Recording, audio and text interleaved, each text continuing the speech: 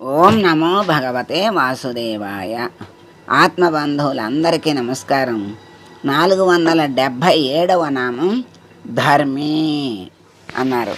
ధర్మాన్ని ధరించే స్వామి గనక స్వామిని ధర్మీ అన్నారని శంకరుల వారు చెప్పారు. ఆయన ధర్మస్వరూపుడు, ఆయనే అసలే ధర్మస్వరూపుడు, ధర్మాన్ని ధరించి ఉన్నాడు. అందుకే ధర్మస్వరూపంగా ఎక్కడ విలసిల్లాడు అంటే రామావతారంలో స్వామి రామో విగ్రహవాన్ ధర్మ అని వాల్మీకి ప్రవచనం. అంటే ధర్మం అంటే ఎలా ఉంటుంది అంటే ధర్మాన్ని పోత పోస్తే ఎలా ఉంటుందంటే రాముడిలా ఉంటుంది. అందుకని రాముడే ధర్మస్వరూపుడు అని చెప్పారు. అంటే ఆ పరమాత్మ ఆ రామావతారంలో అందరికీ తెలిసేటట్లుగా ధర్మస్వరూపుడుగా అందరికీ కనిపించాడు. మరి భగవంతుడిగా ఏ పనులు చేసినా కృష్ణావతారంలో అన్నీ మాయలు చేశాడు అనుకోండి, అబ్బో ఆయన దేవుడు కనుక అన్నీ చేయగలిగాడు అంటారు. మనం ఎక్కడ చేయగలం అనే భావం వస్తుందని పరమాత్మ ముందే అలా అనకుండా మానవుడిగా జన్మించి మానవుడిగా జీవించి ఏ మహిమలు లేకుండా నేను భగవంతుణ్ణి అనే భావం లేకుండా మానవుడిలా జీవిస్తూ కష్టాలు అనుభవిస్తూ రాముడు పడిన కష్టాలు ఎవరూ పడలేదు అంటారు. అంటే దేవుడే మానవుడై పుడితే ఎన్ని కష్టాలు అనుభవించాలో మరి ఆ మానవుడై పుట్టిన తర్వాత తప్పవు.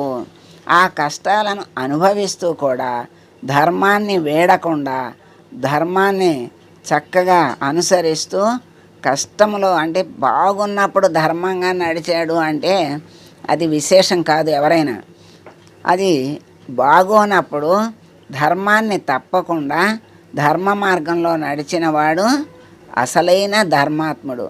అందుకే పడరాని కష్టాలు ఎన్ని ఇక్కట్లు పడినా రాముడు ధర్మం తప్పలేదు.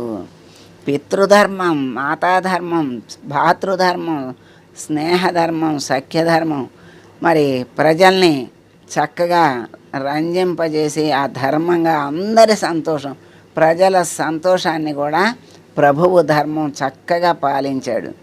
తన సుఖాలను తన వాళ్ళని వదులుకొని ప్రజల యొక్క మాటని శిరసావహించినట్లుగా అట్లా పాలించాడు రాముడు.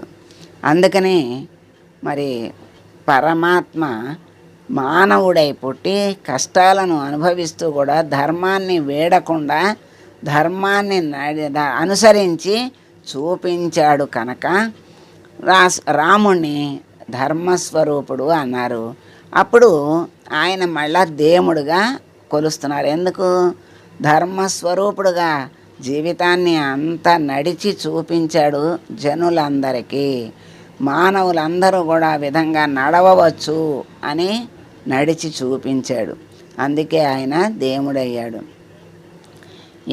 ఆయనేనా అంటే ఎవరైనా ధర్మంగా నడిచి మరి అందరికీ సేవ చేస్తూ జీవితాన్ని సార్థకం చేసుకుంటే ఎవరినైనా దేవుడు లాంటోడు దేవుడమ్మ అంటారు. ధర్మంగా నడుచుకుంటూ అందరి క్షేమం కోరేవాడిని దేవుడు అంటారు. అధర్మంగా నడుస్తూ అందరి శ్రేయస్సుని చూడలేనివాడు, పాడు చేయాలని చూసేవాడిని రాక్షసుడు అంటారు. అది మనకి ఎప్పుడు కూడా మనకి అందరికీ తెలిసిన విషయమే. దేవుడు అనాలి అంటే ధర్మంగా నడవాలి. అప్పుడు దైవత్వం అక్కడ ఆ ధర్మంలోనే దైవత్వం ఉంది, దైవంలోనే ధర్మం ఉంది. అది విడదీయటానికి వీలు కానిది. అదే మరి రాముడు వేరు ధర్మం వేరు అని చెప్పడానికి వీలుందా అంటే లేదు. అక్కడ ధర్మమే పోతబోస్తే రాముడు అని చెప్పారు కదా, అట్లా ధర్మీ అన్నారు. అందుకే స్వామిని పరాశర భట్టరు ఈ అర్థమే తెలియజేశారు. మరి యమధర్మరాజుని తన వశంలో ఉంచుకున్న స్వామి కనుక ధర్మి అని సత్యసంధులు భావించే ఎందుకు అజామేళోపాఖ్యానాన్ని ఉదాహరించారు.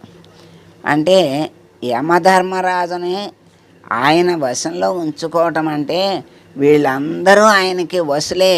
కాకపోతే అందరికీ ఎవరి కర్తవ్యాల్ని వాళ్ళకి అప్పచెప్పాడు, ఎవరి ధర్మం వాళ్ళకి అప్పచెప్పాడు. వాళ్ళు ఆ ధర్మంగా నడవాలి. ఆ ధర్మంగా యమధర్మరాజు నడవటానికి వచ్చినప్పుడు కూడా ఆయన ఎందుకు ఆయన్ని వశంలో ఉంచుకున్నాడు అంటే భక్తుడి యొక్క రక్షణ కోసం ఆయన యమధర్మరాజుని వశంలో ఉంచుకున్నాడు.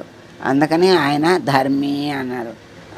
అజామేళోపాఖ్యానం అంటే మరణించేటప్పుడు తన కొడుకైన నారాయణ్ణి నారాయణ నారాయణ అని పిలిచాడు. ఏనాడు భగవంతుడి భావంతో పిలవలేదు, తలవలేదు. కానీ చివరిలో కొడుకుని పిలుస్తూ కొడుకు పేరు నారాయణ గనక నారాయణ అని పిలిస్తే విష్ణుదేవతలు వచ్చారు, ఇటు యమదూతలు వచ్చారు. వస్తే మేము తీసుకెళ్ళాలి అన్నారు. తర్వాత చివరికి చిన్న మరణ సమయంలో నారాయణ్ణి తలిచాడు గనక ఇక్కడికే తీసుకురావాలని భగవంతుడు నిర్ణయించాడు.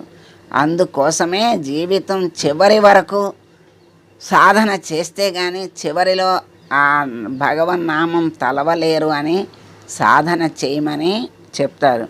అందుకే పిల్లలకు మంచి పేర్లు, భగవంతుడి పేర్లు పెడితే ఏ రకంగా అయినా పిలుస్తారని కూడా మంచి పేర్లు పెట్టుకుని ఆ పేర్లతో పిలవాలి. అప్పుడు వీళ్ళకి ముక్తి, వాళ్ళకి పేరు బలం అనేది ఉంటుంది అని చెప్తారు.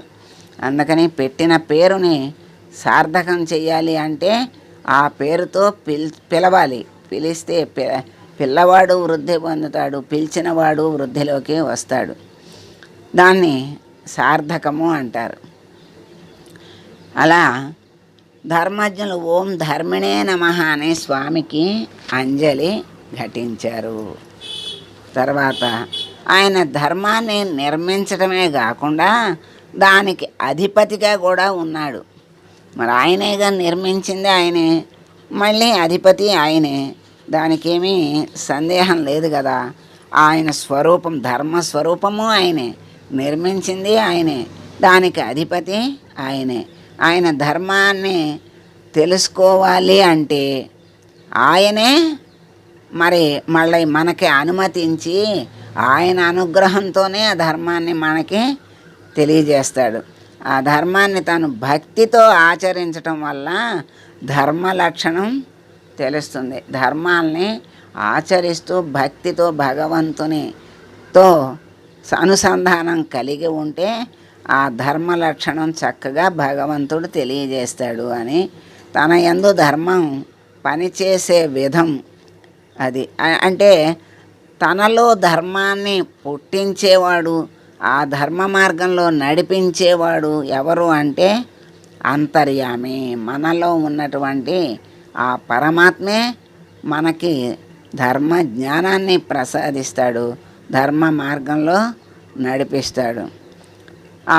ఆ పరమాత్మ విషయాలను కూడా తెలియజేయటానికి ఆయనే కారణం కనుక స్వామిని ధర్మి అన్నారు.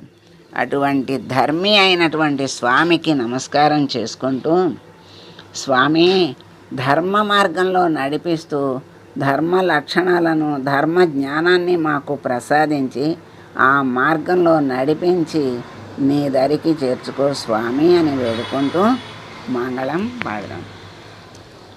మంగళం కౌసలేంద్రాయ మహనీయ గుణాత్మనే సర్వలోక శరణ్యాయ సాధురూపాయ మంగళం. ఓ